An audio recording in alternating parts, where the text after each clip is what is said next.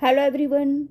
This is a part 2 of class 7 science chapter first nutrition in plants. इसके first part में हमने पढ़ा different modes of nutritions page number 1 to 5 and इसके second part में हम पढ़ेंगे page number 6, 7 and 8. So our first topic is 1.4 saprotrophs.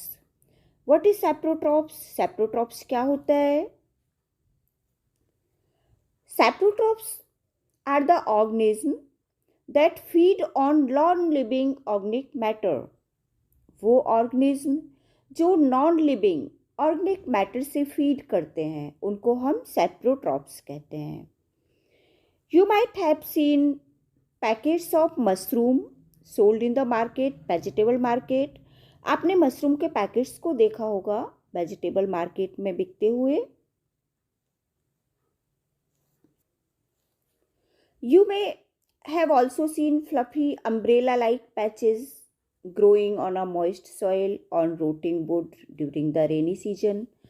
आपने rainy season में रोटिंग वुड मीन्स जो वुड खराब हो जाती है, लकड़ी जो रोट सड़ने लगती है, उस पर आपने umbrella like patches growing on moist soil में अम्ब्रेला जैसे स्ट्रक्चर आपने देखी होगी ग्रो होते हुए.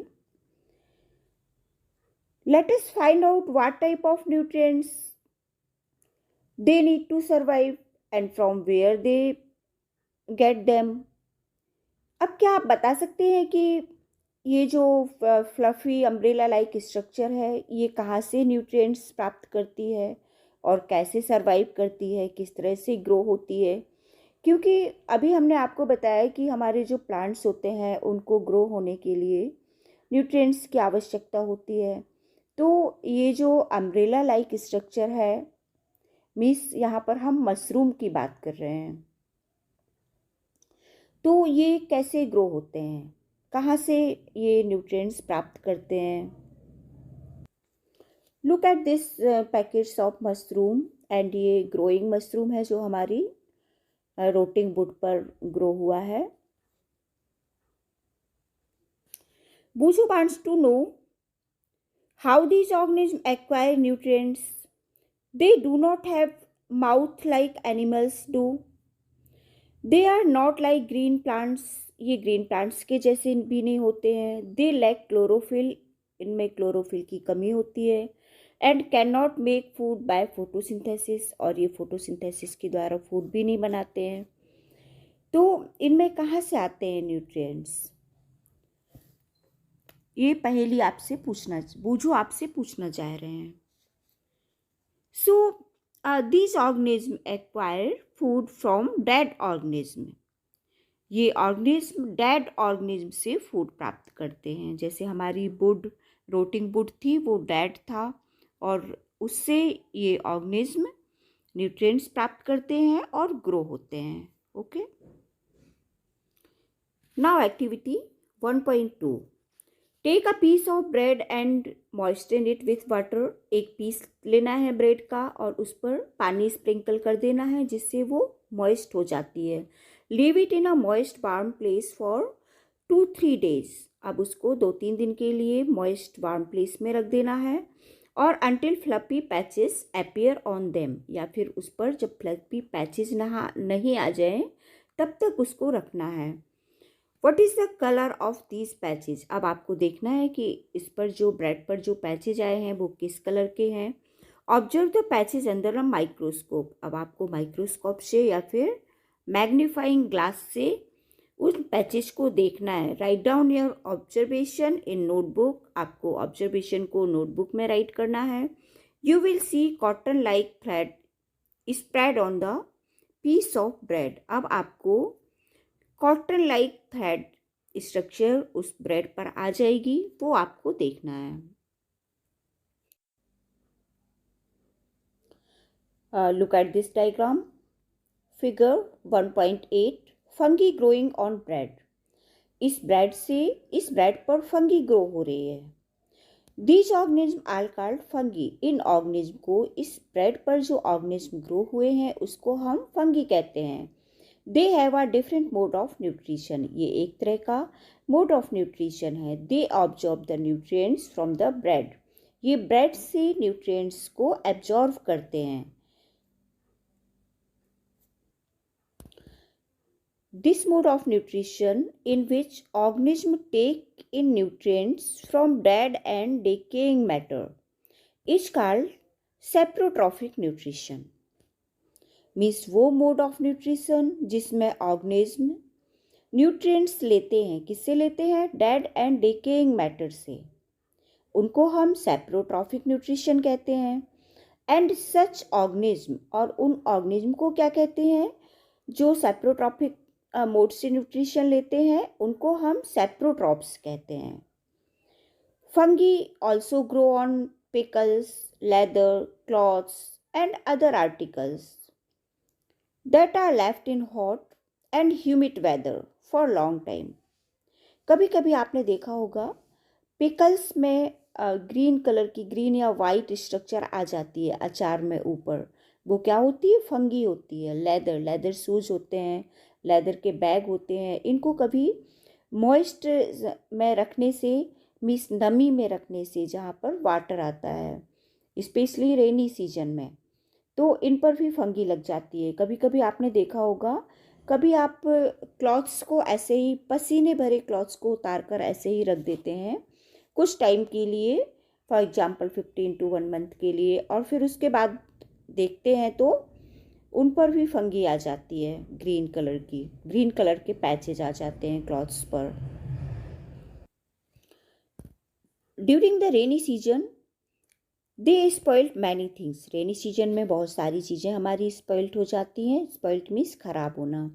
Ask your parents about the manage to fungi in your house, अपने पेरेंट्स से पूछिए कि वो किस तरह से मैनेज करते हैं फंगी से मैनेज करने के लिए, कि उनके आइटम्स पे फंगी ना लगे। The fungal spores are generally present in air, अब ये फंगल स्पोर्स कहाँ पर होते हैं? जनरली ये एयर में होते हैं। व्हेन दे लैंड, और जब ये लैंड करते हैं।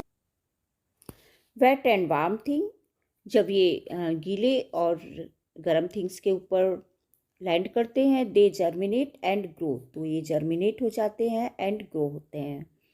Now can you figure out how we can protect our things from getting spoiled. हम अपनी थिंग्स को किस तरह से प्रोटेक्ट कर सकते हैं? प्रोटेक्ट करना होता है बचाना, किस तरह से बचा सकते हैं कि उस पर जर्मिनेट ना हो फंगी, और फंगी ग्रो ना हो।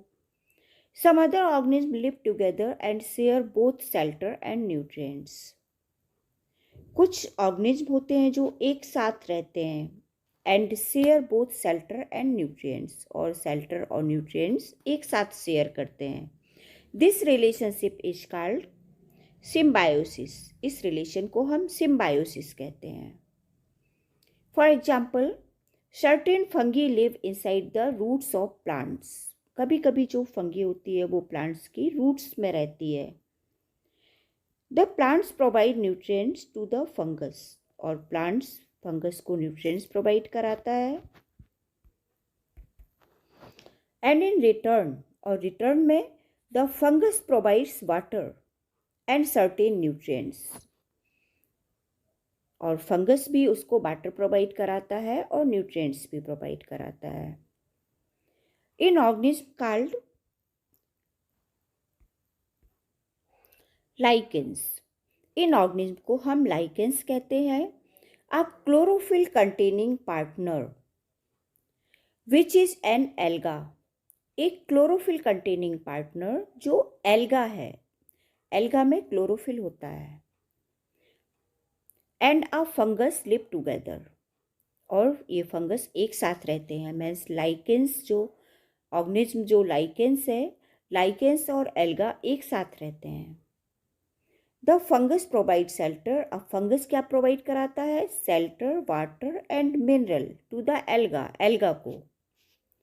फंगस एल्गा को shelter, water and minerals provide कराता है। एंड इन रिटर्न, और उसके रिटर्न में alga prepare and provide food to the fungus.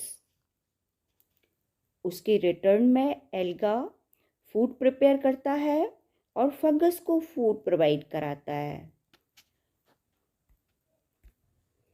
Now next topic 1.5, how nutrients are replenished in the soil. Means soil में nutrients replenished कैसे होते रहते हैं। रिप्लेनिश्ड मीन्स होता है जैसे एक बार हमारे न्यूट्रिएंट्स प्लांट्स के द्वारा यूज हो जाते हैं तो फिर से कैसे सॉइल में न्यूट्रिएंट्स आ जाते हैं, इसको हम देखते हैं। Have you seen farmers spreading manure and fertilizer in the field. आपने देखा होगा कि फार्मर्स स्प्रेड करते हैं मैन्योर को, खाद को और फर्टिलाइजर को फील्ड में, और gardeners using them in lawns और इन पॉट्स। और गार्डनर जो होते हैं वो भी इसको लॉन में और पॉट्स में फर्टिलाइजर और मैन्योर का यूज करते हैं। Do you know why this is done. क्या आप जानते हैं ये कैसे होता है। You learn that plants absorb mineral and nutrients from the soil. आपने देखा होगा कि प्लांट मिनरल और न्यूट्रिएंट्स को एब्जॉर्ब करते हैं सॉइल से, so their amount in the soil keep on डिक्लीनिंग।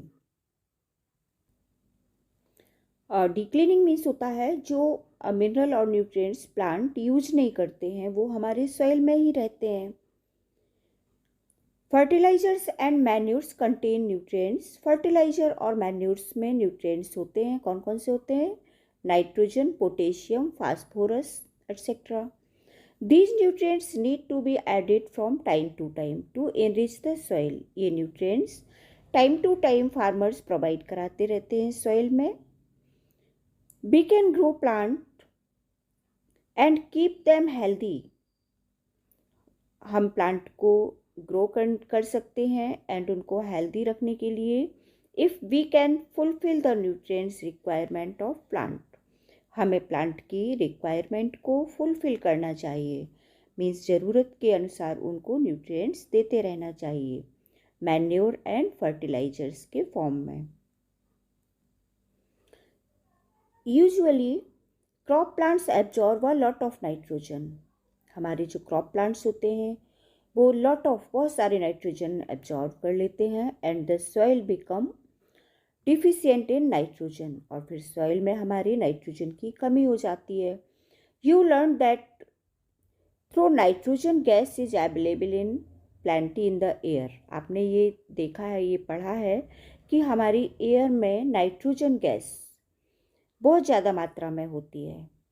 Plants can not use it. Plant इसको इस तरह यूज नहीं कर सकते हैं एयर से।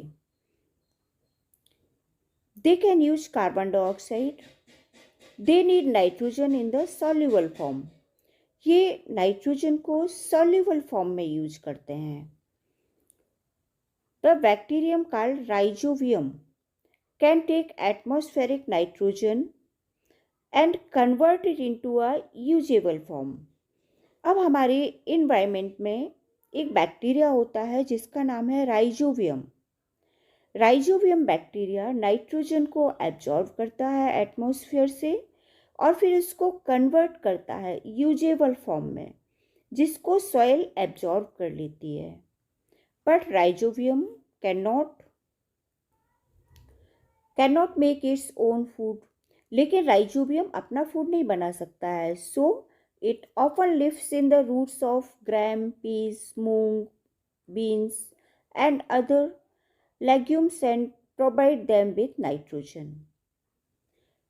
राइजोबियम अपना फूड नहीं बना सकता है, इसलिए ये रूट्स में रहता है। ग्राम की रूट्स में, peas, moong, beans and legumes की रूट में रहता है और उनको नाइट्रोजन प्रोवाइड कराता है। In return the plants provide food and shelter to the bacteria. और उसके रिटर्न में प्लांट्स फूड और शेल्टर प्रोवाइड कराते हैं उस बैक्टीरिया को। कौन से बैक्टीरिया को। राइजोबियम बैक्टीरिया को, जो रूट में रहता है। They thus have a symbiotic relationship. इस तरह से उनमें सिम्बायोटिक रिलेशनशिप रहता है। This association is great significance for the farmer. और इससे फार्मर्स को एक ग्रेट सिग्निफिकेंस मिलता है। They can reduce the use of nitrogen fertiliser, इसलिए उनको नाइट्रोजन फर्टिलाइजर का यूज कम करना पड़ता है। Where leguminous plants are grown, जहाँ पर लेग्यूमिनस प्लांट्स होते हैं वहाँ पर फार्मर्स को नाइट्रोजन का कम यूज करना पड़ता है, क्योंकि उनको राइजोबियम बैक्टीरिया से नाइट्रोजन मिल जाता है। मोस्ट ऑफ द पल्सेस, जैसे दाल्स, पल्सेस को हम दाल कहते हैं ना, are obtain from leguminous plants. In this chapter you learn that most of the plants are autotrophs. इस चैप्टर में आपने पढ़ा कि बहुत सारे प्लांट्स ऑटोट्रॉप्स होते हैं। Only a few plants are parasite, केवल कुछ प्लांट्स ही पैरासाइटिक होते हैं और सैप्रोफाइटिक होते हैं। They derive nutrition from the organism, ये ऑर्गेनिज्म से न्यूट्रिशन प्राप्त करते हैं। All animals are categorise as heterotrophs, सभी एनिमल्स को कैटेगराइज किया गया है हेट्रोट्रॉप्स में, since they depends on plants and other animals for food, जो प्लांट्स एंड अदर एनिमल्स पर फूड पर डिपेंड करते हैं। Can we say that insectivorous plants are partial heterotrophs, क्या आप कह सकते हैं कि इंसेक्टिवोरस प्लांट्स भी हेट्रोट्रॉप्स में आते हैं, हेट्रोट्रॉप्स कहलाते हैं? सो आंसर इज येस, जो हमारे इंसेक्टिवोरस प्लांट्स होते हैं वो भी हेट्रोट्रॉप्स में ही आते हैं। So students, your chapter finish, so read carefully.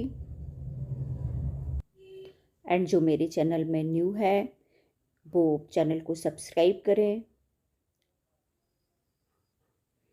और इस चैप्टर से रिलेटेड अगर आपके माइंड में कुछ क्वेश्चंस आते हैं सो प्लीज़ कमेंट, वो क्वेश्चंस आप कमेंट में कर सकते हैं, आपके आंसर दिए जाएंगे। That's all students, thank you.